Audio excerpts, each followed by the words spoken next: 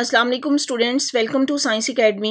जी, हमारा next topic है radio active isotope. Isotopes की हमने बात की कि ऐसे एलिमेंट जिसमें नंबर ऑफ न्यूट्रॉन डिफरेंट हो उनको हम आइसोटोप बोलते हैं। अब रेडियो एक्टिव आइसोटोप क्या है? ऐसे आइसोटोप जिनके न्यूक्लियस अनस्टेबल हों तो वो कुछ रेज एमिट करते हैं, इस वजह से उनको हम बोलते हैं रेडियो एक्टिव आइसोटोप्स।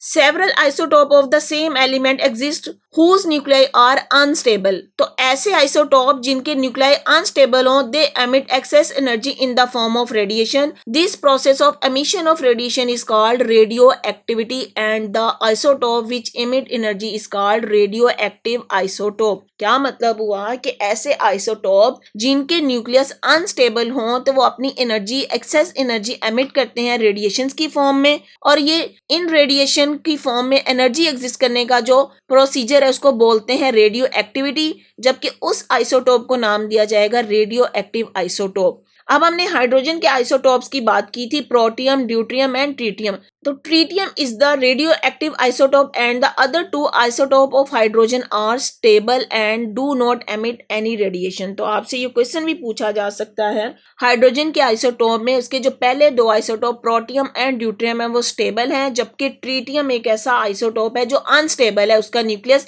इस वजह से वो रेडिएशन एमिट करता है और उसको हम बोलेंगे वो रेडियो एक्टिव आइसोटोप है।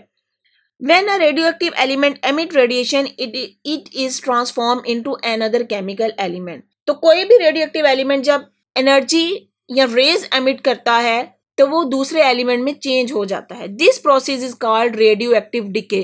तो इस प्रोसेस को हम बोलते हैं रेडियोएक्टिव डिके। क्या मतलब हुआ कि ऐसे एलिमेंट, ऐसे आइसोटोप जिनके न्यूक्लियस अनस्टेबल हैं वो एक्सेस एनर्जी एमिट करते हैं। एमिट करने की वजह से वो किसी और दूसरे केमिकल एलिमेंट में चेंज हो जाएंगे, और इस प्रोसीजर को हम बोलते हैं रेडियो एक्टिव डिके। डिके का मतलब होता है उस चीज का अपने असल पॉइंट से हट जाना या खराब हो जाना। This new element may be stable और may be radioactive so that it also emit radiation. अब जो न्यू एलिमेंट बनने वाला है, हो सकता है कि वो वहीं पे स्टेबल हो जाए, और ये भी हो सकता है कि वो भी अनस्टेबल हो। अनस्टेबल होगा तो उसका न्यूक्लियस भी फर्दर रेज एमिट करेगा, और तब तक ये होता रहेगा जब तक वो एक स्टेबल फॉर्म गेन ना कर लें। जैसे यहाँ पे एग्जाम्पल दी गई है, यूरेनियम 92 एटॉमिक नंबर और 238 इसका मास नंबर है। ये एक रेडियोएक्टिव एलिमेंट है, रेज अपनी एमिट करेगा और थोरियम में कन्वर्ट हो गया। थोरियम में कन्वर्ट हुआ, उसका एटॉमिक नंबर देखें 90 और मास नंबर 234।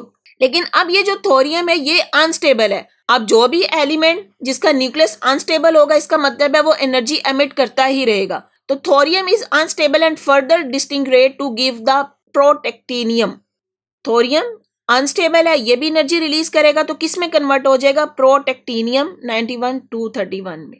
इसी तरह bismuth atomic number 83 mass number 210, ये कन्वर्ट हो जाएगा थेलियम में और साथ में एनर्जी एमिट करेगा। अब यहाँ पे interesting information, every year our body replace about 98% of it atom. तो हमारी बॉडी अगर रिप्लेस कर रही है 98% ऑफ इट एटम, तो इसका मतलब है कि हमारी बॉडी में ये एटम डिके होते जाते हैं, खत्म होते जाते हैं। जी, नेक्स्ट आता है application of radio active isotope. Radio active isotopes के एप्लीकेशन क्या है, हमारी डेली लाइफ में कहाँ कहाँ पे यूज हो रहे हैं? देखिए, radio active isotope are useful in medical imaging. Doctors use them to diagnose the disease by injecting the patient with a small amount of the radio active fluid. तो किसी भी पेशेंट में कोई डिजीज की डायग्नोज करना है तो उसके लिए रेडियो एक्टिव एलिमेंट उसकी बॉडी में एंटर किए जाते हैं। Technetium 99 emitter is use for diagnosting image across the human organ like brain, lungs.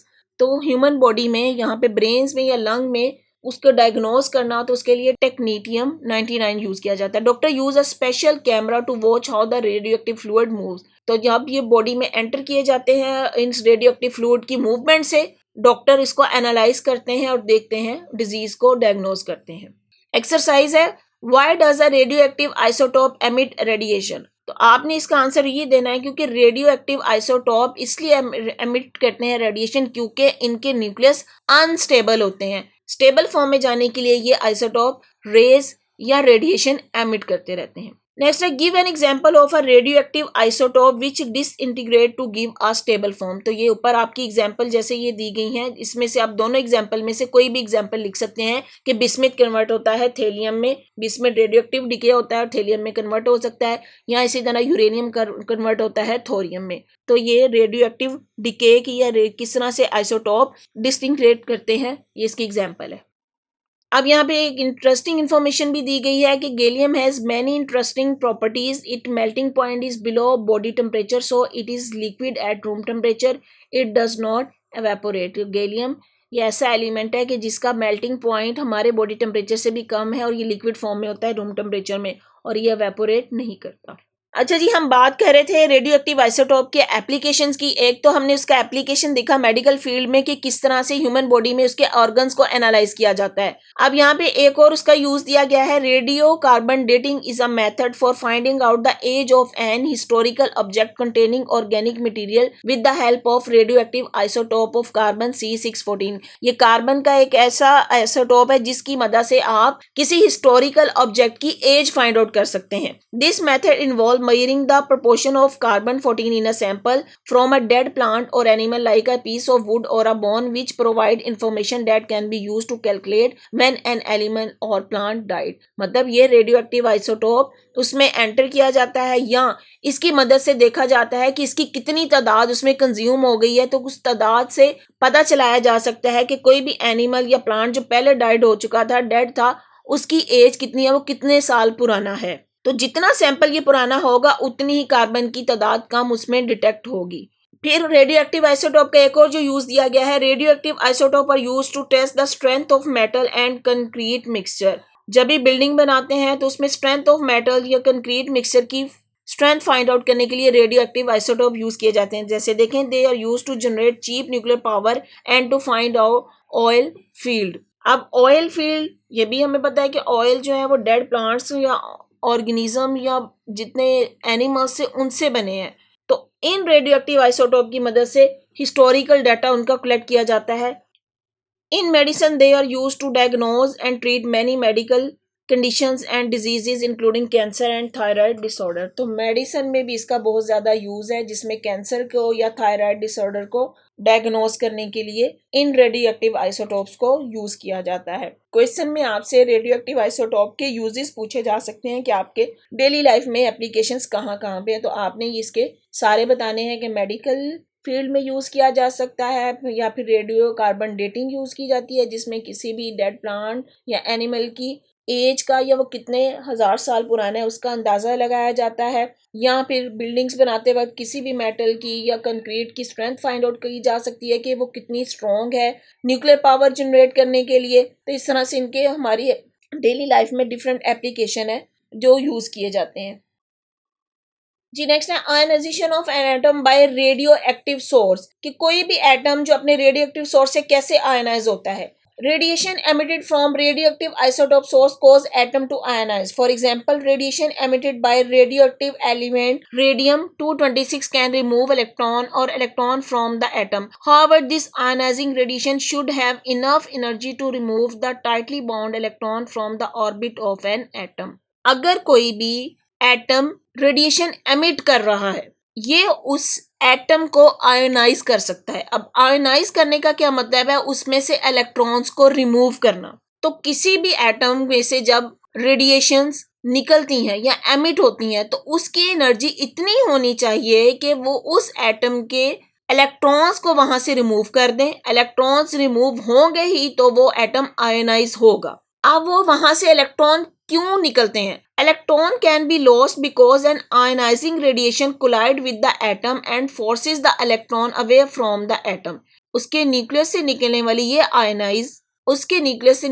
ये रेडिएशंस उस इलेक्ट्रॉन को मजबूर करती हैं कि वो वहां से निकल जाएं। क्यों? क्योंकि उसके साथ कोलाइड कर रही हैं। If an atom of sodium is hit by an ionizing radiation, it may lose an electron. तब यहाँ पे एग्जाम्पल दी गई है कि अगर किसी भी एटम में वो रेडिएशन उसके इलेक्ट्रॉन के साथ हिट करे और उस रेडिएशन की एनर्जी इतनी हो कि वो उस इलेक्ट्रॉन को वहां से रिमूव कर लें तो एटम आयनाइज हो जाता है। जैसे अगर सोडियम को अगर ऐसी आयनाइजिंग रेडिएशन हिट करें तो वो अपना इलेक्ट्रॉन लूज कर देगा।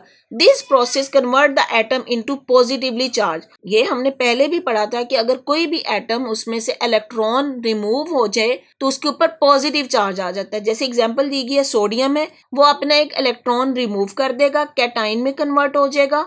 पॉजिटिव आयन को कैटाइन बोलते हैं। तो सोडियम ने जब अपना एक इलेक्ट्रॉन रिलीज कर दिया, रिमूव कर दिया, तो उसके ऊपर पॉजिटिव चार्ज आ जाएगा और उसको हम बोलेंगे वो कैटाइन है। अब यहाँ पे इंटरेस्टिंग इंफॉर्मेशन दी गई है, the same element occurs everywhere in the universe, matter on Mars और in any other planet consist of the same element found in the earth. क्या बात की गई है कि एलिमेंट चाहे वो कहीं पे भी हो इस कायनात में, इस दुनिया में, या किसी और प्लैनेट पे भी हो, तो उसकी प्रॉपर्टीज वो एलिमेंट वही रहेगा, वो सेम एलिमेंट है। अर्थ पे भी वो वही होगा, मार्स पे चले जाएं तो भी वो वही होगा। जी स्टूडेंट्स, अगर आपको मेरा लेक्चर समझ आया है तो अपने फ्रेंड्स के साथ शेयर करें, मेरी वीडियो को लाइक करें और चैनल को सब्सक्राइब करें। बेल आइकन को क्लिक कर दें ताकि आने वाली हर वीडियो सबसे पहले आपको मिल जाए। और अगर आपने कोई क्वेश्चन करना है तो कमेंट बॉक्स में मुझे कमेंट कर सकते हैं। Thank you.